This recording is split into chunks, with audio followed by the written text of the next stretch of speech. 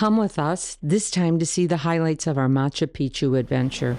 Knowing how difficult it is to get permits to hike on the Classic Inca Trail, one of the top treks in the world, we once again reached out to Ian and Laura at Ian Taylor Trekking to arrange our adventure. Hi, I'm Ian from Ian Taylor Trekking, and welcome to Machu Picchu.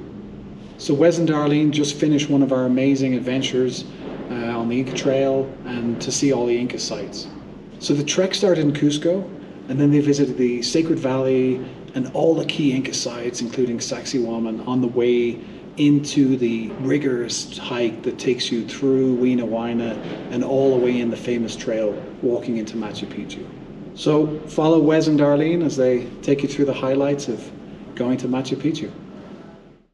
What made this trip extra special was after years of talking to Ian on the phone and booking several treks with his company, we finally got to meet him face to face.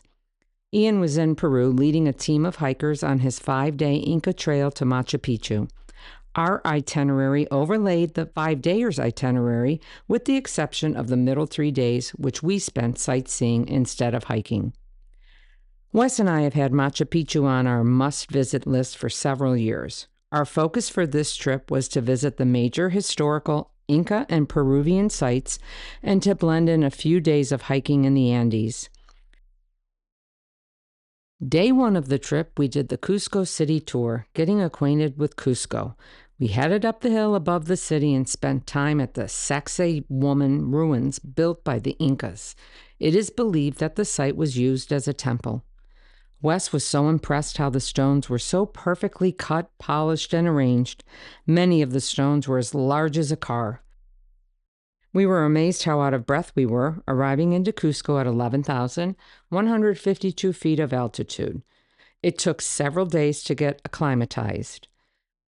The timing of the trip coincidentally fell just after the festival of Inti Raymi, or Sun Festival, which continues the celebration for days with additional events like this one in the town square. Day 2, we ventured into the Sacred Valley after visiting a textile farm that was on the way. We traveled through the Pisac village and then up to our second major Inca site. We shared the van today with Ian and the clients that were poised to start their classic 4-day Inca Trail hike into Machu Picchu the next day. The afternoon was spent in Ollantaytambo. We got some acclimatization stimulus by hiking up the terraces.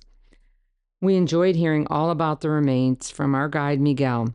We stayed the night in Ollantaytambo, a touristy village, but one with lots of good vibes and food. Even though we only got to spend the day with these like-minded hikers before they commenced their trek on the Classic Trail, we had all hit it off astonishingly well.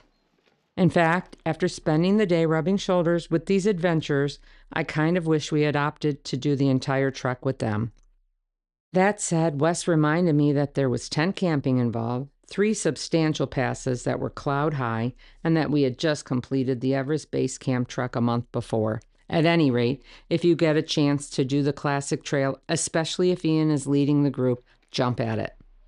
Day 3, we said goodbye to the others on the team as they headed to the trailhead. We did some early morning exploring in Ollantaytambo, including watching the train arrive with many porters that were also heading to the trailhead. From Ollantaytambo, we were off to see the Moray salt mines. Not surprising, it was a bit crowded, given how beautiful the drive-in was and the nice job they do with its Disneyland-style presentation.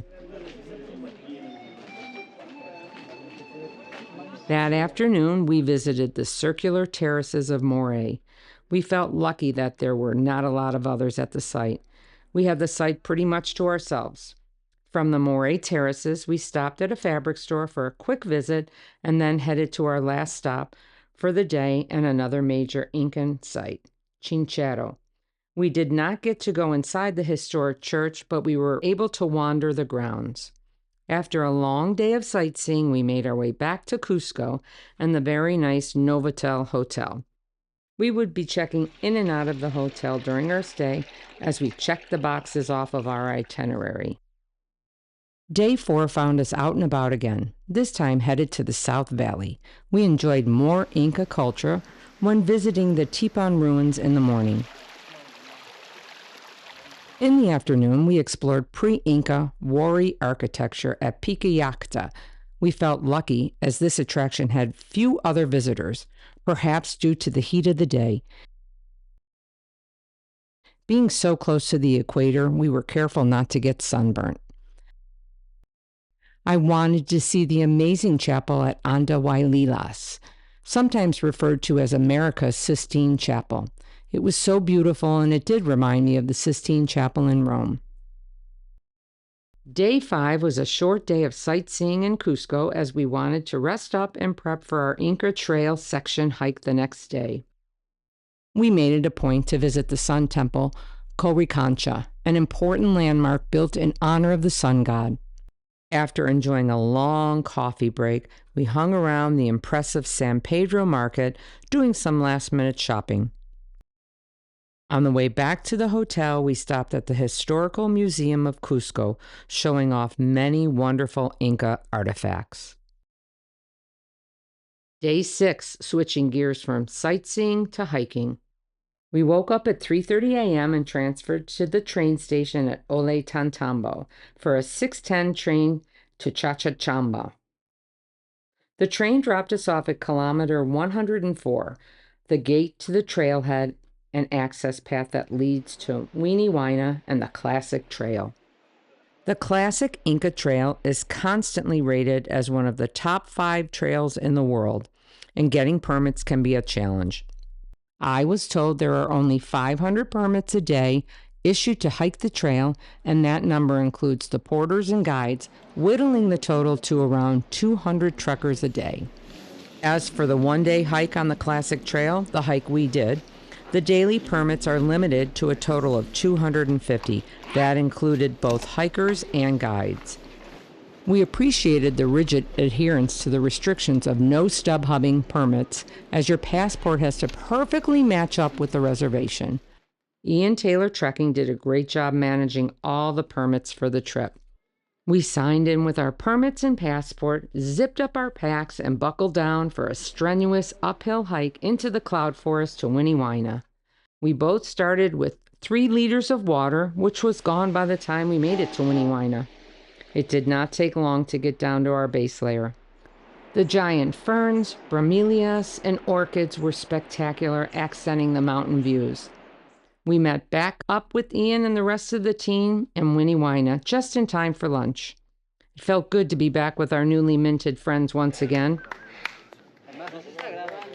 After lunch came the traditional goodbye and tip sharing with the porters as they prepared to head back home, now having completed their part of the trek. After the ceremony, we headed to the Inca ruins of Weenie. This is Ian's favorite Inca site. It certainly took our breath away.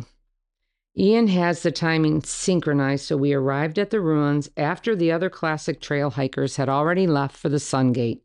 Our group had the entire site to ourselves to enjoy. As the day was ticking away, we turned and headed for Machu Picchu and the thousands of visitors that access the 15th century Inca citadel each day via the bus. One of the many attributes of the hike that struck Wes was the engineering that went into the stonework. To say the least, it is incredible. Wes said more than once the Incas certainly knew how to work with and engineer stone. There are 50 very steep steps, nicknamed the Gringo Killers, that signal you are just moments away from reaching the Sun Gate and your first glance of one of the top man-made beauties of the world, the lost city of the Incas. We reached the Sun Gate at 4 p.m. when a good portion of the crowds began to diminish as they bussed back to Aguas Caliente for the night. Another 40 minutes, mostly downhill, gets you to the upper viewing deck and to the classic photo view of Machu Picchu.